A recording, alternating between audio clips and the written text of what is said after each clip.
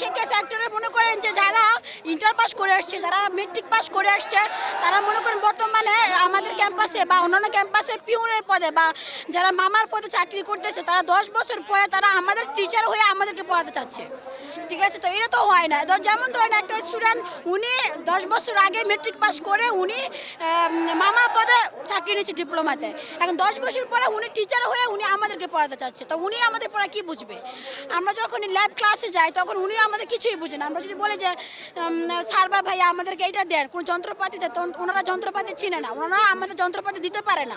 তো ওনারা যদি আমাদের যন্ত্রপাতি না দিতে পারে, তাহলে আমরা ইঞ্জিনিয়ারটা শিখবো কোথা থেকে শিখবো? কে শিখাবে আমাদেরকে? কারণ ওনারা তো জেনারেল পড়ে আসছে, আর ওনারা তো মেট্রিক পাস বা ইন্টার পাস করে আসছে, ওনারা তো ডিপ্লোমা সেক্টরে কোনো কিছু বুঝে না।